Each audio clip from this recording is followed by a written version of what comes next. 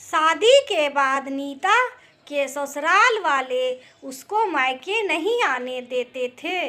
नीता की सास कहती, यहाँ काम कौन करेगा, वैसे भी तेरे मायके वालों पर देने के लिए है ही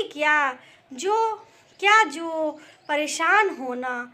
नीता बेचारी चुप रह जाती। वे अपने मायके वालों की बेइज्जती भी नहीं करना चाहती थी, इसलिए मायके जाने की बोलती भी नहीं थी। फोन पर ही बात कर लेती थी। नीता गरीब परिवार की बेटी थी। उससे छोटी दो बहनें और भी थी। पिताजी गुजर बसर ही लायक कमा लेते थे। एक दिन मंदिर में नीता की सास सुधीरा जी ने उसके सेवा भाव को देखा और नीता रोज मंदिर की साफ सफाई करने जाती थी। पंडित जी और मंदिर आने वाले सब नीता की बहुत तारीफ करते।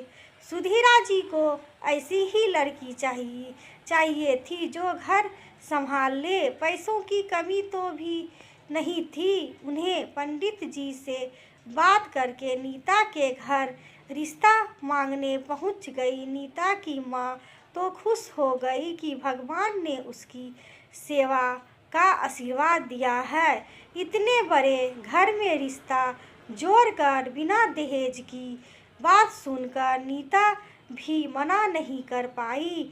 शादी के बाद एक दो बार ही नीता मायके आई। माँ अपनी हैसियत के हिसाब से सामान देती और ढेरों आशीर्वाद।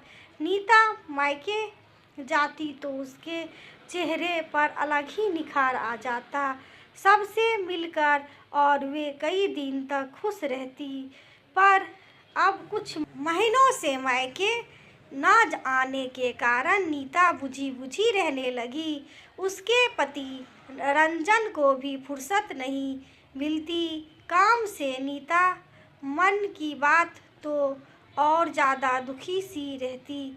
सुधीरा जी घर में बादाम, काजू, फल, सेब और सब ज़्यादा मंगवाने लगी और नीता को बोलती, अच्छे से खाया करो, यह कैसा चेहरा हो गया है, बुझा बुझा। कोई कहेगा ससुराल में खाने का कोई कुछ नहीं मिल रहा है क्या।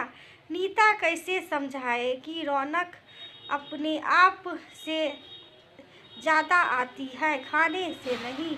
धीरे धीरे नीता बीमार रहने लगी। उसकी भूख मर गई। बहुत से डॉक्टर को दिखाया, किसी को कुछ समझ ही नहीं आ रहा। माँ को जब पता चला तो वे मिलने आई। उनको देखते ही नीता के चेहरे पर चमक सी आ गई। 2 दिन माँ के साथ रहकर और उनके हाथ का खाना खा के नीता ठीक होने लगी। अब बेटी की ससुराल में कब तक रहती तो उन्होंने सुधीरा जी से कहा कि अब मैं चलती हूँ, माफ़ करना, मैं ज़्यादा कुछ तो ला नहीं पाई। बेटी की चिंता में जल्दी आ गई। ये रुपए रख लीजिए शगुन के। सुधीरा जी को नीता की हालत देखकर समझ आ गया था कि जो काम उनकी दौलत नहीं कर सकी, वे माँ के स्नेह कर दिया और बोली, हमें इसकी नहीं, आपकी कीमती आशीर्वाद की ज़रूरत है। आप कुछ दिन और रहें और फिर नीता को अपने साथ में ले जाएं। कुछ दिन मायके में रहेगी तो उसे अच्छा लगेगा। नीता के अंदर यह सुनकर एक नई जान आ गई। अब सुधीरा जी को भी समझ आ गया था कि पैसों से ज़्यादा अपनों के प्यार और आशीर्वाद की ज़रूरत होती है।